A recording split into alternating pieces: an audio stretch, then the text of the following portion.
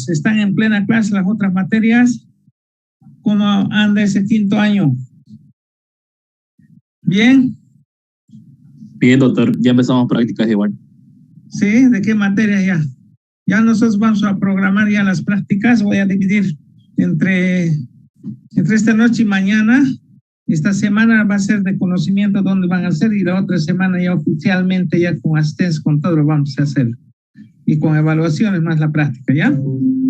Bueno, hoy vamos a continuar con los temas de gastroenterología. Todo lo que es esófago ya abarcamos, todo lo que corresponde al estómago también abarcamos, lo que son las patologías de las gastritis aguda, gastritis crónica, Helicobacter pylori, síndrome de Edison, enfermedad Menier, etcétera. Entonces ya entramos a lo que es el intestino, las patologías intestinales que va a haber. Por tanto, comenzamos entonces.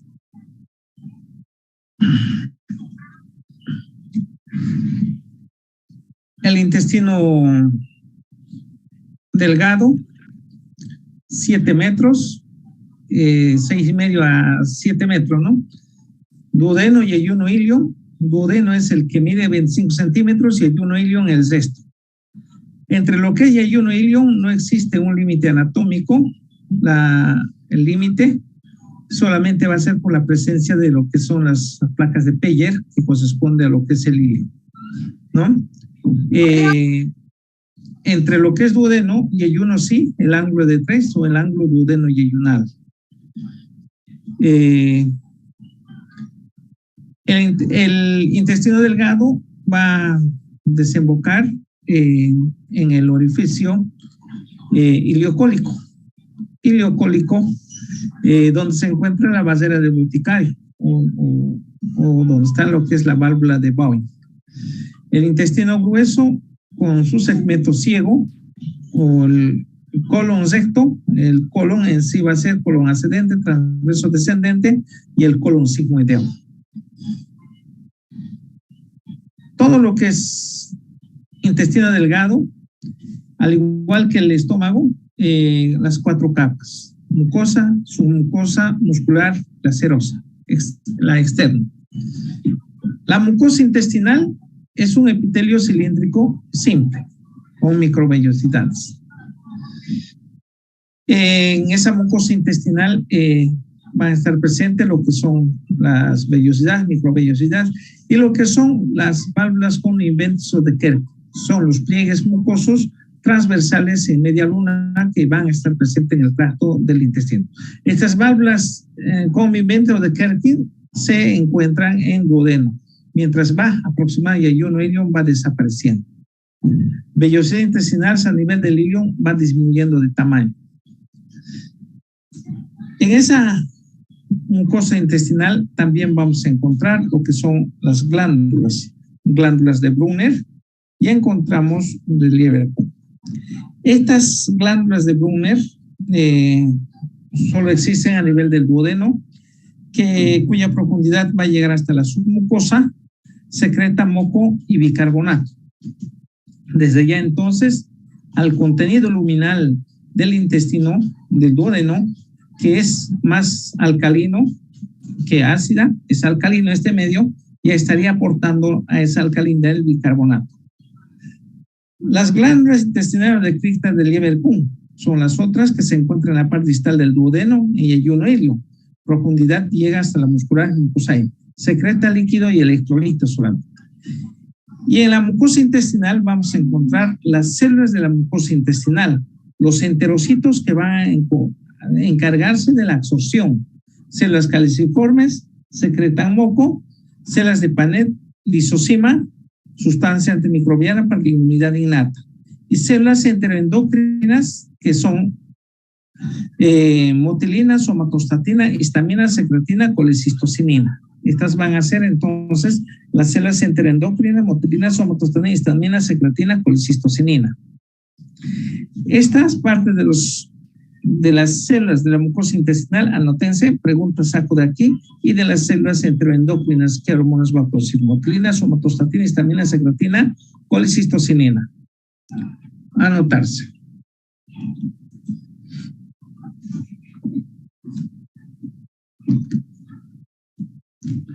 Tejido lincoide va a estar presente en el ilion terminal, en la parte del ilion, mucho más en el ilion terminal, formada por linfocitos y las células plasmáticas se encuentran en la lámina propia. Además del ilion terminal se observan células inmunitarias en forma agregada visible que son placas de Peyer.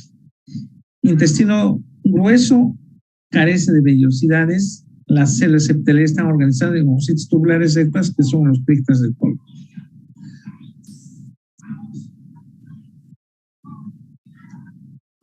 Fisiología de la digestión. Ya que para que los nutrientes sean utilizados por el organismo, tiene que haber ingestión, digestión y absorción. La digestión, la degradación de las sustancias, carbohidratos, lípidos, proteínas, hasta moléculas mínimas, como para que sean absorbidos por las vellosidades intestinales. Por tanto, vamos a comenzar con la digestión de los carbohidratos. Los carbohidratos ya comienzan su degradación con la amilasa salival, ¿no? Luego completados por las amilasa pancreática, hasta convertirse en lo que son los disacáridos, de oligosacáridos hasta disacáridos. Los disacáridos son tres: sacarosa, lactosa, maltosa. La sacarosa formada por glucosa más glucosa, la lactosa por glucosa más galactosa y la maltosa glucosa más glucosa. Y los monosacáridos son glucosa, galactosa, fructosa. También de memoria. ¿Cuáles son disacáridos? ¿Cuáles son monosacáridos aquí? A estas disacaridasas termina de degradar hasta convertir en monosacáridos lo que son ya las disacaridasas intestinales, que son enzimas intestinales que van a terminar hasta convertir en monosacáridos. Estas disacaridasas van a ser sucrasa, isomaltasa, trealasa, lactasa, ¿no? Sucrasa, isomaltasa, desdoblando azúcar de mesa, lactasa, y la otra va a ser trealasa. Por tanto, en la digestión de los carbohidratos, amilasa salival, amilasa pancreática, hasta convertir hasta disacáridos. Disacáridos, monosacáridos, estas enzimas disacaridasas, lactasa, treolasa, y lo que es la sucrasa, isomaltasa. Los carbohidratos que se digieren mal en el intestino, los carbohidratos vegetales como fibra dietética, taquillosa, luminosa, sorbitol, lactulosa, los carbohidratos no absorbibles se fermentan, liberan metano, hidrógeno y hasta ácidos grasos de cadena corta volátiles. En otras palabras, además estos carbohidratos poco absorbibles van a producir lo que se conoce como las diazeas osmóticas. Muchas de estas, por tanto, en los pacientes que son estíticos con constipaciones, que para regular las deposiciones se va a dar esto, como lo que es la lactulosa, ¿no? Uno que está con estreñimiento, lactulosa, 10 ml cada 8 horas que toma. ¿Qué es lo que va a provocar? Una diazea osmótica. En el colon, los carbohidratos, ácidos grasos de cadenas cortas son osmóticas, atraen agua y pueden producir diazeas acuosas y flatulencias. Por tanto, la degradación de los carbohidratos van a participar la amilasa salival, amilasa pancreática. Y completa la digestión lo que es sucrasa, isomaltasa, treolasa y la lactasa, ¿no? Sucrasa, isomaltasa, lactasa y la treolasa, para que sean absorbidos. En cambio, los que no se absorben, ¿no?, pueden provocar una diazea osmótica. La fibra natural utilizamos con esa finalidad, corregir también, ¿no?, sorbitol, taquillosa, lactulosa. Ahora, la absorción de los lípidos. Para la absorción de los lípidos en tubo digestivo, las sales biliares conjugadas desempeñan función importante en digestión y absorción de grasas. Emulsifican las grasas y actúan como cofactor para activar la lipasa. ¿Esto qué quiere decir? Para la absorción de las grasas, de los lípidos, en primer lugar, el que va a participar en esto va a ser la bilis, pero no toda la bilis, sino uno de los componentes de la bilis, que son los sales biliares, porque la bilis como tal va a contener agua, electrolitos, calcio, bicarbonato, ¿no? Sales biliares, pigmentos biliares, ¿no? Pigmentos biliares, bilirrubina, ¿no? Mientras lo que son sales biliares son los verdaderos que van a participar en la emulsificación de las grasas. Emulsifican las grasas, activan la lipasa. Emulsifican las grasas tanto así como a una olla llena de grasa, lo echan detergente y agua caliente, en pequeñas gotitas, en pequeñas micelas se dispersa esa grasa.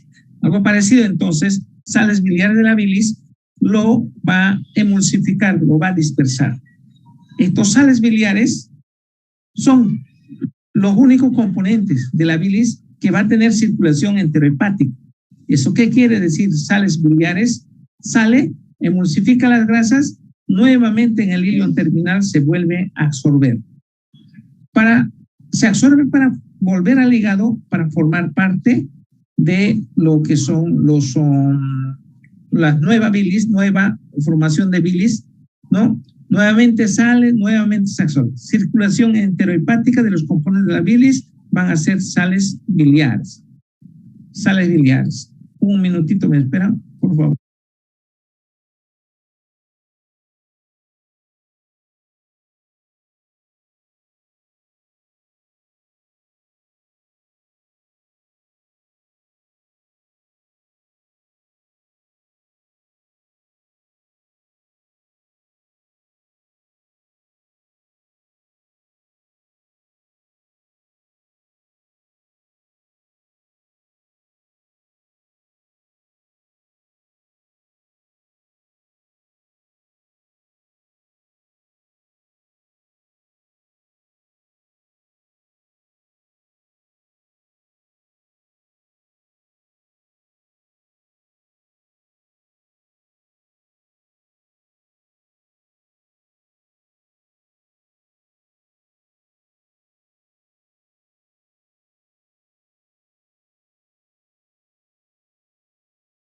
Ya volví.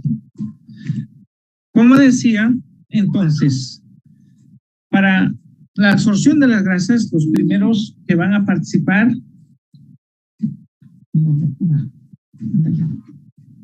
para la absorción de las grasas, la bilis participa, pero de la bilis, lo que son sales biliares son los que van a participar en esa emulsificación de las grasas. En la bilis va a salir sales biliares primarias, ácido cólico, ácido desoxicólico. Estas sales biliares primarias, una vez que cumple su función de emulsificación, se van a convertir en ácidos biliares secundarias, que son ácido litocólico y ácido desoxicólico. Y como tales van a ser absorbidos en el hilo terminal y para volver nuevamente al hígado para formar parte de la nueva formación de la bilis. En sí un 90% vuelve y un 10% va a ser eliminada por los heces fecales. Y ese 10% que es eliminado por los heces fecales, ese 10% de sales biliares que van a ser eliminados son reemplazados por la nueva formación de sales biliares en el hígado a partir de colesterol, sintetizar nuevamente. Y así van a cumplir su función entonces de sales biliares. Cuando hay acumulación de las sales biliares, lo que provoca son prurito en la superficie corporal. Va a provocar, ¿no? Tensiones a nivel de las terminaciones nerviosas a nivel de la piel. Este es lo que va a suceder cuantas veces van a haber paciente con ictericia. Cuando paciente tiene ictericia, no solamente la bilirrubina se está acumulándose, también los otros componentes, dentro de los cuales también los sales biliares se acumulan en la sangre. Y estas sales biliares es lo que va a aumentar la sensibilidad a nivel de las terminaciones nerviosas, a nivel de la piel, y va a provocar prurito. Tanto así, los pacientes que tienen ictericia, ¿no? O tienden a rascarse, provocarse erosiones sobre la superficie corporal, no tanto como los alcohólicos, etcétera, tanto rascarse hasta erosiones, heridas se pueden provocar a nivel de la piel. Eso no va a ser, claro, paciente con ictericia se está rascando, no por el tema de la bilirrubina que se ha subido, sino junto con la bilirrubina, el otro componente de la bilis que se acumuló son los sales biliares, y esto es lo que está provocando. Para contrarrestar ese prurito, lo que se utiliza es la colesteramina.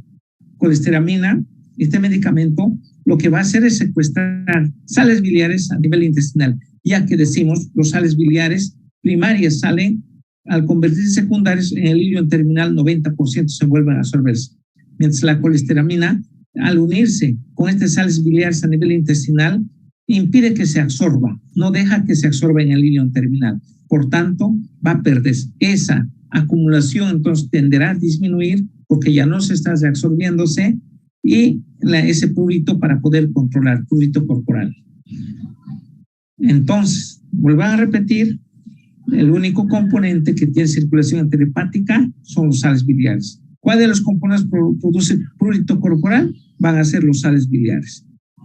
Los sales biliares también solubilizan lo que son monoglicéridos, ácidos grasos, colesterol, vitaminas liposolubles, ¿no?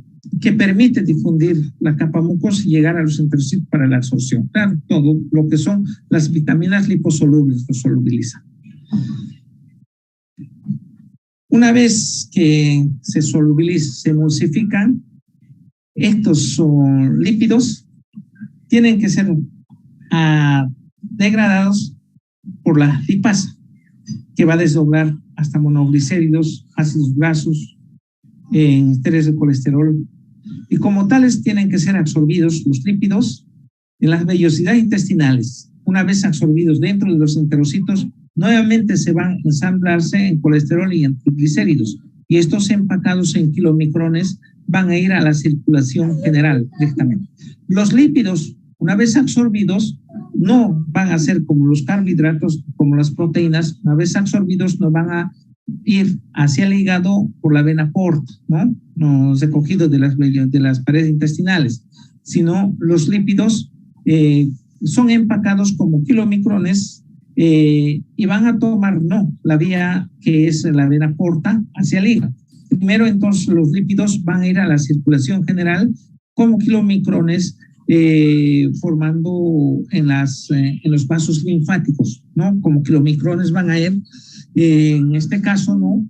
Hacia el sistema de Beckett por el conducto torácico hasta desembocar en el ángulo yúgolo subclavio del lado izquierdo. Bueno, hay dos grandes conductos, vasos linfáticos en el organismo, que son el conducto torácico y la gran vena linfática. Bueno, de los vasos intestinales, miembros inferiores, ¿no? La mayor parte del tórax y miembro superior de la derecha, el que va a recoger la linfa va a ser el conducto torácico, mientras la gran vena linfática, miembro superior derecho y la parte superior y derecha de la caja torácica, mientras el resto, miembro superior izquierdo, miembro inferiores los dos, abdomen, la mayor parte del tórax al conducto torácico, que desemboca en el ángulo yúgolo subclavio del lado izquierdo. De esa manera, entonces, los lípidos van a ser absorbidos. Ahora, las proteínas para degradarse, la digestión de las proteínas en sí a nivel del estómago, de unas cadenas polipeptídicas largas, otras más pequeñas, van a comenzar a degradarse. Gracias al pexinógeno que por contacto de ácido clorhídrico se convirtió en pexina, enzima proteolítica activa, que a las cadenas polipeptídicas largas ya va convirtiendo en cadenas intermedias en cadenas más pequeñas. Y cuando estos como tales llegan en el quimo hacia el duodeno, Y en el duodeno, las proteínas, las enzimas proteolíticas del páncreas, en este caso trixinógeno, quimotrixinógeno, procarboxipeptidasa, proaminopeptidasas, terminan de degradar hasta convertir en aminoácidos para que sean absorbidos. Absorción, los alimentos hipertónicos cuando llegan a la parte alta del intestino delgado tira el agua hacia el intestino, al cual se añade la bilis. Secreción, jugo salival, gástrico, pancreático, alimentos hipertónicos se disuelven, son degradados, luego absorbidos. La absorción de aminoácidos y glucosa está enlazada en la captación de sodio en la superficie luminal de los enterocitos, primero el sodio, es expulsado de los enterocitos por la membrana vasolateral. Bueno, en aquí la absorción de sodio por los canales de sodio, ¿no? Por transporte de sodio, o sodio con cloro juntos, otro contratransporte, el sodio a cambio de hidrógeno. De alguna manera el sodio se va a absorber desde la luz intestinal hasta el enterocito. Del enterocito hacia la membrana basal del enterocito para ir hacia el intersticio, después a los vasos que van a recoger esto para llevar a la circulación. Entonces, eso se va a darse por ATPasa sodio-potasio. Por sodio, 3 sodios salen a cambio de 2 potasios, ¿no? Entonces, de esa manera, una vez que estos iones sodio va a estar en abundante cantidad, no en el lado luminal, en la luz luminal del intestino, sino en el lado basal del enterocito, ¿no? En ese intersticio de donde va a recoger ya lo que son las venas, en este caso del intestino serían las venas que van a ser tributarias a formar lo que son la vena mesentérica superior. Entonces, como va a concentrar mayor cantidad de iones, la absorción de agua por los espacios intercelulares se van a absorberse un 90%. Y a través por vía transcelular, solamente el 10%. La glucosa, ¿no? Aminoácidos, glucosa, tiene su absorción también, entonces, por la energía ganada por la ATPasa sodio-potasio, depende de la reposición, se produce la absorción de estos nutrientes por transporte activo, lo que es aminoácido y la glucosa. Los aminoácidos glucosa también acompañan, ¿no? A lo que es el sodio en su absorción. ¿Sí? Ácidos grasos monoglicéridos, colesterol. Se absorbe, se esterifican en los enterocitos para formar triglicéridos, ésteres, colesterol. Y se acaba de hablar hace rato, al absorberse, se ensamblan nuevos triglicéridos en ésteres, colesterol, se empacan en kilomicrones por vasos linfáticos que van a ir a la circulación general. Asociación a agua, electrolitos, acabamos de hablar. La secreción. El intestino, mayormente su general es la absorción, pero un porcentaje también produce secreción. Secreción, ¿quiénes secretan? Las células caliciformes secretan moco. Las glándulas de Brunner secreta agua y bicarbonato. La glándula de Abercún secreta electrolitos y agua. El hígado, que es glándula anexa a esta, secreta la bilis. El páncreas, jugo pancreático secreta. Estos están cumpliendo entonces la secreción hacia la luz intestinal. Y por otra parte es la absorción que se va dando, absorción de agua, absorción de son los electrolitos, absorción de aminoácidos, proteínas, o carbohidratos, ¿no? Lípidos, etc. En intestino, la motilidad intestinal del intestino delgado de la alimentación, la motilidad es controlada por alimentos en la luz intestinal y su finalidad es desplazar los alimentos hacia abajo y logre la digestión y lo que es la absorción. En ayunas es cíclica, su finalidad es eliminar moco, restos alimentarios y bacterias. Intestino grueso, la motilidad es lenta, su función primaria es absorber agua, en la parte distal se encarga de la expulsión del excremento. Manifestaciones de trastornos intestinales. Dolor intermitente, dolor cólico es en ondas se produce por tensión de pared intestinal, dura segundos a minutos antes de resolverse. Dolor continuo, dolor vago y mal localizado se produce por inflamación, isquemia, necrosis de pared intestinal. Otra manifestación, las diarreas de posiciones caracterizada por aumento, disminución de la consistencia y aumento de la frecuencia o en volumen mayor a 200 gramos. Las diarreas vamos a encontrar, según su patogenia, diarreas osmóticas, secretoras, inflamatorias y lo que son las diarreas motoras. Las diarreas osmóticas son producidas por carbohidratos poco absorbibles. Carbohidratos poco absorbibles como acetato. Cuando hablamos de la degradación de los carbohidratos, ciertos carbohidratos mencionamos que no se digieren bien, no se van a digerir bien por la amilasa salival, por la amilasa pancreática, por sucrasa isomaltasa, lactasa trialasa.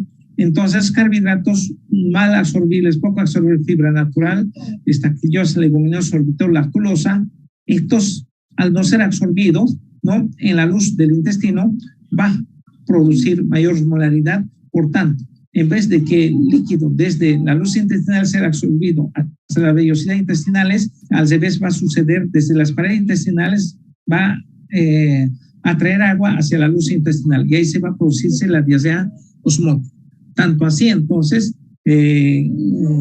para constipaciones puede utilizarse algunas de estas, el sorbitol o la lactulosa, ¿no?, con la finalidad de que las evacuaciones sean corregidas, estos estreñimientos sean corregidas para provocar las diarreas osmóticas. Otras son las diarreas secretoras. Hola. Buenas noches, disculpe que lo interrumpa. ¿El sorbitol sería un equivalente al manitol? En el mismo grupo están, pero sorbitoles son carbohidratos poco absorbibles, no absorbibles. Diarrea secretora. Gracias. Las diarreas secretoras se deben a procesos que hacen el intestino secreten electrolitos y líquidos. Estos van a ser producidos ya sea por toxinas de las bacterias o también puede ser producido por los virus. Las bacterias enterotoxigénicas en sí no son las bacterias lo que están provocando, sino las toxinas que producen esto cuando son absorbidas por las vellosidades a nivel del enterocito, ¿no?, lo que van a hacer de que el enterocito pierda sodio, cloro por la membrana vasolaterales, por las membranas laterales hacia la luz intestinal y detrás de esto van a seguir lo que es el agua. Lo mismo entonces va a suceder en las diarreas secretoras en los cuadros virales. ¿Cuántos cuadros virales provocan por el mismo tipo de acción? Entonces en las diarreas secretoras va a haber aumento de la pérdida de líquido, de agua, desde los enterocitos hacia la luz intestinal. Quienes producen esto pueden producir las virosis, diarreas virales, o pueden producir también las toxinas de las bacterias. Ejemplo del cólera, Vibrio cholerae, que a pesar que no hemos visto ni uno en todo este tiempo, desde más o menos del 88, 90, por ahí. Diarreas inflamatorias, otro tipo de diarreas inflamatorias, en este caso ya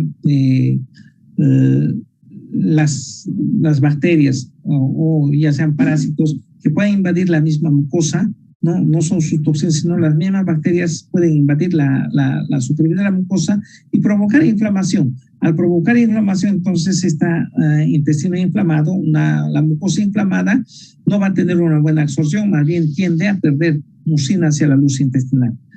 Entonces ahí tenemos las diarreas inflamatorias. Otras diarreas motoras, cuando las sustancias pasan muy rápido y no permite absorción de líquidos en síndrome intestino corto, ejemplo. Diarrea motora, por ejemplo, síndrome intestino corto, podemos hablar cuando 7 metros que tiene intestino delgado, por una isquemia intestinal, por infarto mesentérico, pueden haber sacado unos 4 metros, solamente queda con 3. Entonces 3 no va a ser suficiente para que se absorba lo necesario. El alimento se va a pasar de largo, porque tenía que pasarse en cierta cantidad de horas en menos tiempo y no se va a absorber. Entonces pierde más de 6 gramos de grasa en los heces fecales, en síndrome de mala absorción. Bueno, en la función motora del intestino delgado, el quimo en el intestino, al activar los receptores táctiles químicos, estiramiento de la mucosa, desencadena el peristaltismo, que son contracción segmentaria no propulsora y otras van a ser propulsoras. Hay neurohormonas que contraen el músculo liso, acetilcolina, sustancia P, y que relajan por el PET intestinal vasoactivo y el óxido nítrico. También va a haber hormonas que controlan la retroalimentación, secretina por el PET intestinal gástrico, ¿no? Ayudan a la motilidad gástrica, están limitadas a las linfas, controladas esta vez por la motilins.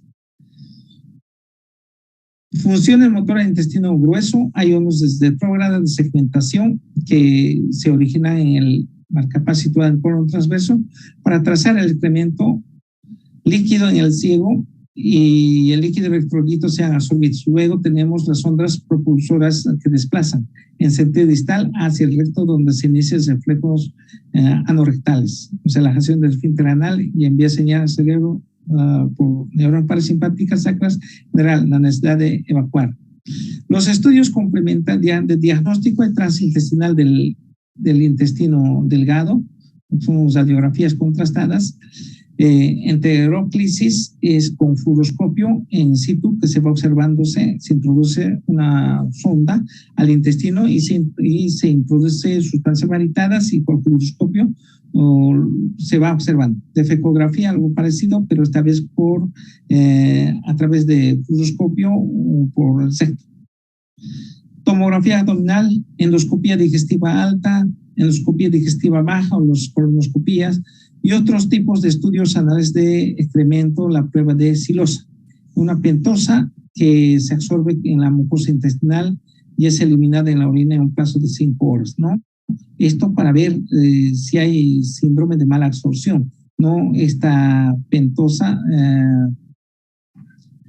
que es de silosa, esta pentosa marcados va a ingerir el paciente y en 5 horas tiene que estar presente, verse en la orina, ¿no?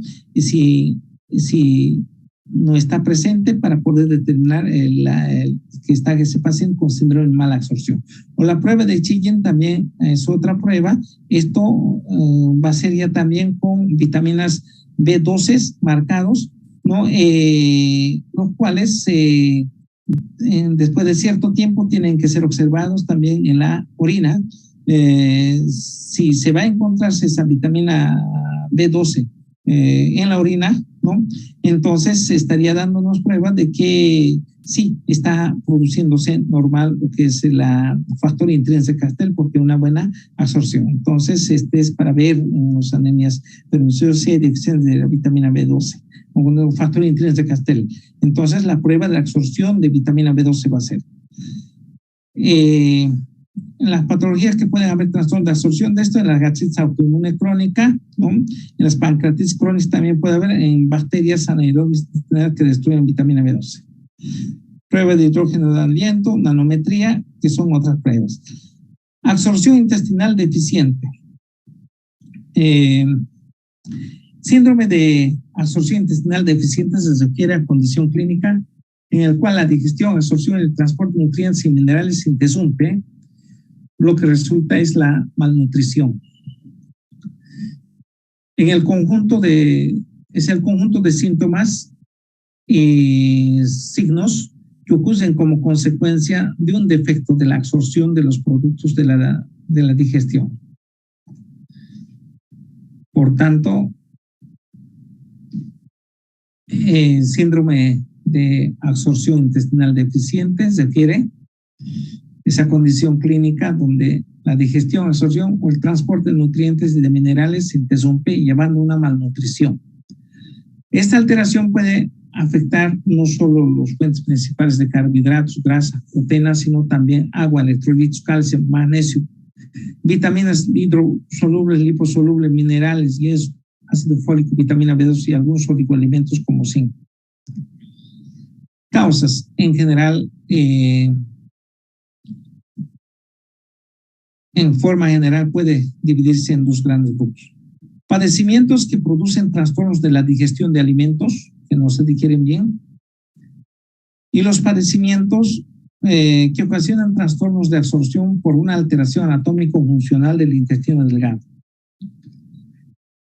Para que las sustancias nutritivas se absorban, se requiere que los alimentos hayan sido sometidos a los procesos de hidrólisis enzimática, degradación enzimática, y se degraden elementos más simples para que sean absorbidos, como ser las proteínas hasta convertirse en aminoácidos, los carbohidratos en monosacáridos, las grasas en ácidos grasos y en glicerol. En consecuencia, los defectos de la digestión ocasionan alteraciones de la absorción, como sucede en la pancreatitis crónica. Para que exista una absorción intestinal deficiente, la digestión y absorción normal se integran en los diferentes procesos. Se consideran tres pasos fundamentales: fase intraluminal, fase intestinal, fase de transporte, de las cuales fase intraluminal es la digestión, la degradación de los alimentos por las enzimas que se encargan de convertir hasta aminoácidos, hasta monosacáridos o hasta ácidos grasos libres y glicerol. La fase intraluminal, en la cual preparan los nutrientes ingeridos para que sean absorbidos. ¿Cómo que tienen que absorbirse? Como aminoácidos, como monosacáridos, ¿no? Y tienen que ser absorbidos como ácidos grasos, como glicerol. La fase intestinal se lleva a cabo la absorción de los diferentes nutrientes. En la fase de transporte, una vez absorbidos, estos tienen que ser llevados, ¿no?, ya sea por vía sanguínea, vena porta hacia el hígado, después a la circulación general, o como los lípidos por la vía linfática a la circulación general.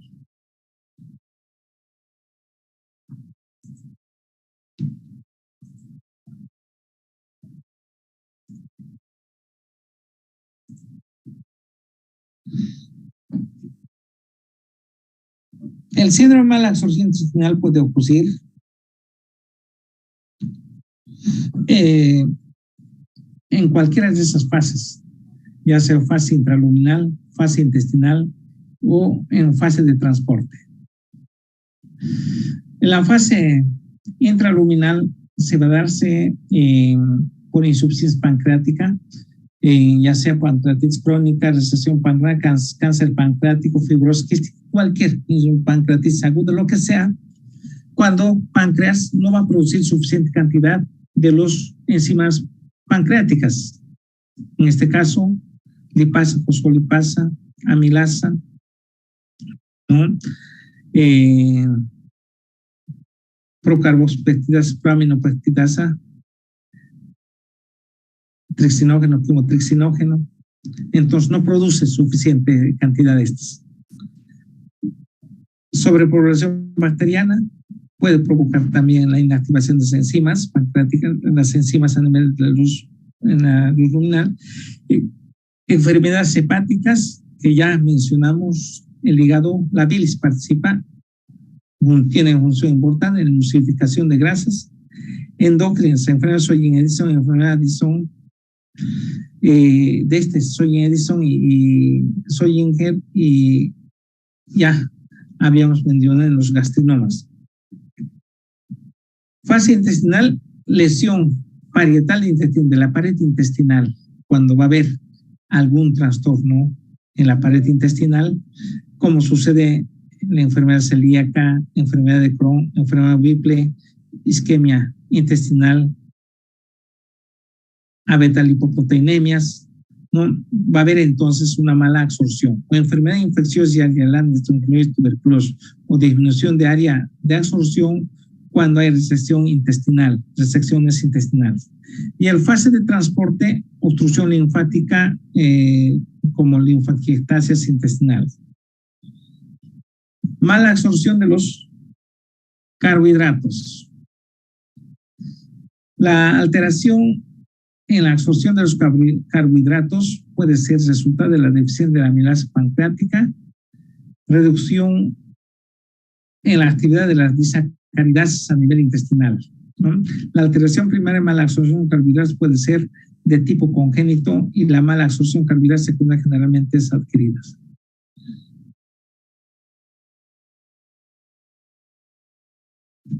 Ahora, los carbohidratos no se digieren ni se absorben en el intestino delgado, se degradan, se fermentan por bacterias del colon. La excesiva fermentación produce diversos síntomas, mala absorción de los carbohidratos. Para la absorción de los carbohidratos, habíamos mencionado, tiene que existir una buena digestión, degradarse los carbohidratos primeramente. Para esa digestión de estos carbohidratos, los carbohidratos complejos, ya por la amilasa salival, por la amilasa pancreática, tienen que convertirse en oligosacáridos hasta disacáridos. Los disacáridos, sacarosa, lactosa, maltosa. Y una vez como disacáridos se desdoblan, quedaron como sacarosa, lactosa, maltosa, ahí va a participar lo que es la sucrasis sumaltasa, lactasa, triolasa. Estas van a ser disacaridasas en los enterocitos, en el borde de los enterocitos van a estar. Estas disacaridasas terminan de degradar a los disacáridos hasta convertir en monosacáridos, como monosacáridos glucosa, galactosa, fructosa. Y como tales, para que sean absorbidos, ¿no? Cualquiera de estas alteraciones, ya sea deficiencia de las disacaridasas o las amilasas pancreáticas, entonces va a llevar al síndrome de mala absorción de los carbohidratos. Para la absorción de las proteínas, la digestión de proteínas se inicia en el estómago por acción de la pexina. Ya mencionamos pexinógeno que se produce en las células principales, se convierte en pexina por entrar en contacto con ácido clorhídrico, y la pexina, ya las cadenas polipeptídicas, se empieza a degradar en cadenas más pequeñas. A nivel de la digestión, el mismo depende de varios factores. Aminoácidos liberados por la digestión gástrica liberan a su vez la colecistocinina, y esta libera enzimas pancreáticas para completar el proceso de digestión. Posteriormente se absorben a través de cotransportadores dependientes del sodio en el borde del epitelio de la membrana intestinal. Entonces, tiene que haber una digestión de las proteínas para que sean absorbidos como aminoácidos. Esa digestión se va a darse por las enzimas proteolíticas producidas por el páncreas, aparte del pexina, que es por las células principales que son producidas. Las enzimas proteolíticas, endopeptidasas, trixinógeno, quimotrixinógeno, y los exopeptidasas proteolíticas van a ser procarboxipeptidasa, proaminopeptidasa. De todas las enzimas páncreas, las enzimas pancreáticas, cuando van a salir del páncreas, salen en su forma aún inactiva hacia el duodeno. Las enterocinasas, lo primero que va a activar es al trixinógeno en trixina, y la trixina activa a los demás enzimas proteolíticas. Si estas enzimas proteolíticas del páncreas saldrían ya activados, producirían autodigestión del mismo páncreas. Por tanto, ahí estaría llevando a lo que son las pancreatitis, que sucede en las pancreatitis, ¿no? Agudas o crónicas, ¿no? Por éxtasis o jugo pancreático, las enzimas pancreáticas se autoactivan dentro del mismo páncreas y empiezan a digerir su propio parenquima pancreático, empieza a destruir. Entonces, estas enzimas proteolíticas primero salen en su forma inactiva, y el primero que se activa es el trixinógeno en convertir trixina, y esta a los demás enzimas va a activarla. Manifestaciones clínicas.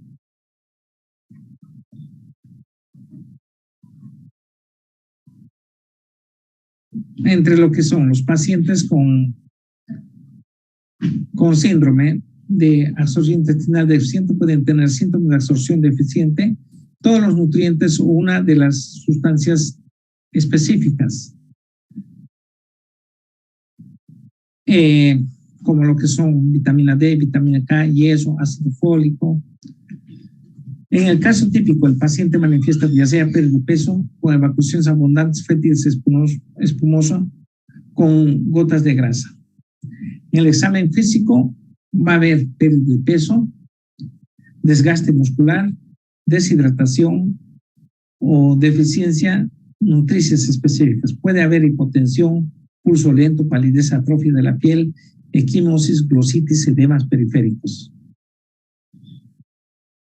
Manifestaciones, ¿no? Pérdida de peso, esteatosea, diarrea, meteorismo, anemia, edema, titán, osteoporosis, intolerancia de leche, diabetes, hemorragia, ceguera nocturna. Pérdida de peso, causa calorías. Esteatosea, presencia de grasa en los sesos fecales. Diarrea, ¿no? Síndrome de mala absorción, ¿no? Va a llevar a la grasa, ácidos grasos, hidroxilados, ácidos biliares, meteorismo, cúmulo de hidrógeno, metanol, anemia, deficiencia de absorción de hierro, vitamina B12, ácido fólico, edema por la disproteinemia, tetania por falta de absorción de calcio, magnesio, osteoporosis, calcio, intolerancia a la leche por la deficiencia de lactasa, diabetes hemorrágica por vitamina K, ceguera nocturna, vitamina A. Entonces, cuando no se absorben por síndrome de mala absorción las vitaminas liposolubles A, D, E, K, que son, también va a haber estas alteraciones súbitas. Diagnóstico. Para el diagnóstico de la absorción intestinal deficiente son útiles diversos estudios. Entre los más comunes se encuentran determinación de la grasa fecal y la biopsia intestinal. Para estudiar un enfermo en el que se sospeche el síndrome, se recomienda seguir los siguientes pasos: establecer el síndrome, definir la deficiencia nutricia existente, determinación de electrolitos, proteínas, colesterol, tiempo de protrombina, hemograma, ácido fólico, vitamina B12 y hierro. Determinar las causas del síndrome, instituir la terapia pertinente, vigilar en forma estrecha por corroborar sus respuestas del tratamiento. En general, el primer paso en todos los pacientes sospecha de absorción deficiente consiste en determinar si existe o no esteatosea, en primer lugar. Si la excreción de grasa fecal se encuentra elevada, mayor a 6 gramos en este caso, el siguiente estudio puede ser el tránsito intestinal. La prueba decilosa con el fin de determinar el estado funcional y estructural del intestino. En ocasiones, si se considera necesario, se deberá realizar determinación de la función pancreática, así como la prueba de urea del aliento. Si se detecta disminución de la absorción decilosa, deberá efectuarse biopsia intestinal. Determinación de grasas en heces se realiza a través de la tinción de sudado. Se debe realizar una prueba cuantitativa de las grasas en los heces en caso de no haber llevado una dieta recomendada. Prueba obtener resultados falsos positivos si no se prepara el paciente. La determinación cuantitativa de la grasa fecal consiste en un patrón de referencia para determinar la esteatosea. Determinación cuantitativa de las grasas en los heces, para hablar de una esteatosea tendría que estar elevado, mayor a 6 gramos. Mayor a 6 gramos en 24 horas. Examen de decilosa. La prueba de decilosa tapentosa puede usarse para diferenciar entre la enfermedad intestinal, que la absorción está disminuida, y la enfermedad pancreática, en que la absorción es normal. La decilosa tapentosa, no, sobre él no actúan las enzimas pancreáticas. Estas desilosas, sin la intervención de las enzimas pancreáticas, pueden ser absorbidas fácilmente. Entonces, hay un síndrome de mala absorción, ¿no? Y de repente se le da la decilosa, y la decilosa absorbida aparece en la orina a las 5 horas, Entonces, esto quiere decir que la deficiencia en síndrome de insuficiencia mala absorción es por deficiencia de las enzimas pancreáticas. ¿No? Aunque la absorción también puede determinar pacientes sobre producción bacteriana, algunas bacterias entéricas pueden desdoblar la decilosa. La decilosa es una pentosa que, a diferencia de la glucosa, no es sino pasiva, no se absorbe por absorción activa, no se asimila. 5 gramos de silosa vía oral es normal y una excreción urinaria. 5 gramos en 5 horas. La lesión intestinal de grado proximal es pretropical, no tropical y en crecimiento en bacterias excesivo, la absorción y excreción de silosa disminuye. En las insuficiencias pancreáticas, la absorción de silosa es normal. En pacientes con ascitis se obtienen valores bajos. Se debe medir las 2 horas de la ingestión y el valor de 2 moles por litro, 30 miligramos por decilitro o mayor indica absorción normal. Otra prueba de inhalado normalmente producido por el metano bacteriano de los carbohidratos. La deficiencia de sacáridas de los carbohidratos no absorbibles se metabolizan en colónicas incrementando la producción de hidrógeno, en la cual la prueba se utiliza para determinar la deficiencia de lactasa. Tránsito intestinal. A través del tránsito intestinal se pueden observar diversas anormalidades, las cuales pueden estar presentes en forma focal, difusa o a lo largo del segmento. Además, al analizar el tipo de lesión, puedes sugerir algunas enfermedades. También pueden proporcionar información específica como dilatación, engrosamiento de pliegues, segmentación, aglomeración de ácidos intestinales, etc. En otras ocasiones, la información puede ser específica, como la que son las fístulas, divertículos, esclerodermia, estenosis. La biopsia intestinal suele ser el método de diagnóstico definitivo, principalmente cuando hay lesiones de tipo estructural, como enfermedad Whipple o esclerodermia. Sin embargo, en pacientes como enfermedad de Crohn, al existir zonas asaltonadas, zonas de lesión, zonas de normalidad, muchas veces puede dar falso, pueden biopsiar la parte sana de la enfermedad de Crohn y no puede identificar dicha enfermedad. El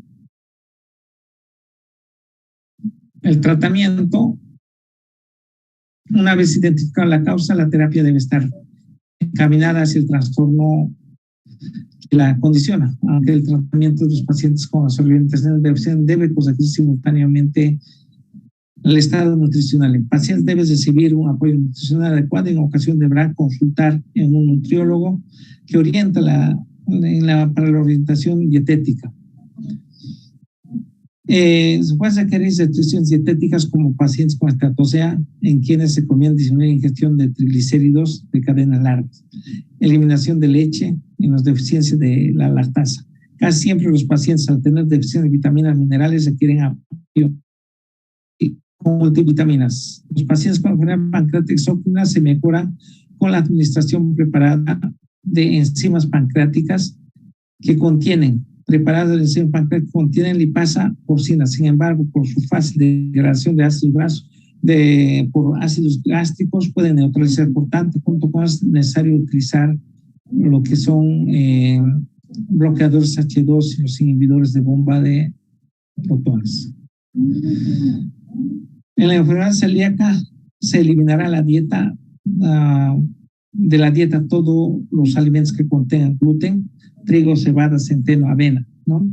Es tropical, se utilizan antibióticos de amplio espectro durante 4 semanas y así controlar esos tropicales. Por tanto, entonces, todas estas enfermedades que van a llevar a un síndrome de mala absorción, ya sea en su fase intestinal, ya sea en su fase intraluminal, fase intestinal o fase de transporte, cada uno de estos temas vamos a ir desarrollando y planteando los tratamientos que se deben tomar en cuenta en cada una de ellas. En otras palabras, en sí hemos dado un enfoque del síndrome de mala absorción, absorción intestinal deficiente. Pero como esto engloba a muchas patologías, no podemos dar la respuesta en este tema con un tratamiento específico. Se toma esto y listo, porque si no, como a la absorción deficiente hay muchas causas que van a llevar en cada uno de estos, entonces vamos a plantear su tratamiento correspondiente. Comenzando de las pancreatitis, frente a esa deficiencia de las enzimas pancreáticas, cómo se va a actuarse, ¿no?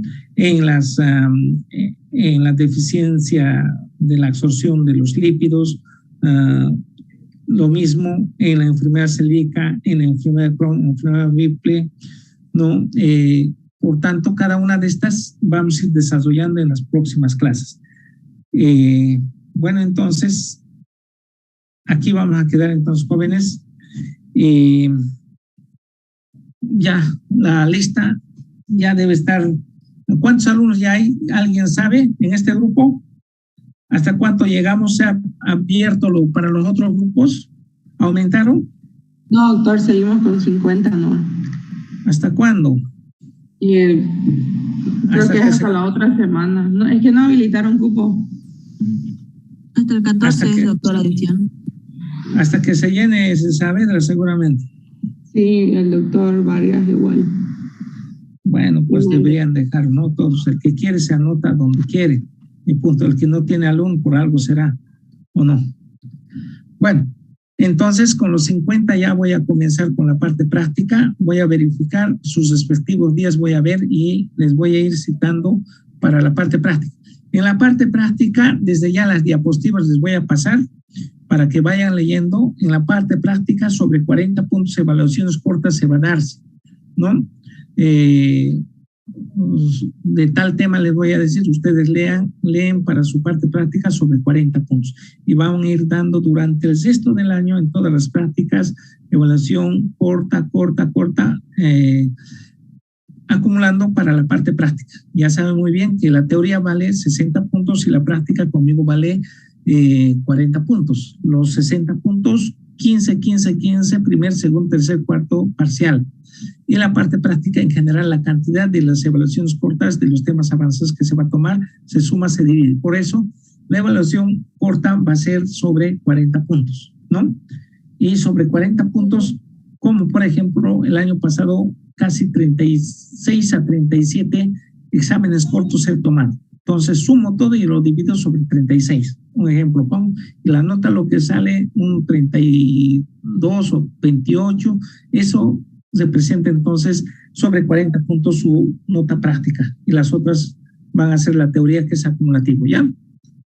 Bueno, y es bonito, estos exámenes cortitos son bien bonitos porque les obliga a leer y cuando les toca examen ya no están leyendo todo una repasadita, ya están listos para el examen, ¿ya? Bueno, gracias, jóvenes, nos vemos el día viernes. Gracias, doctor.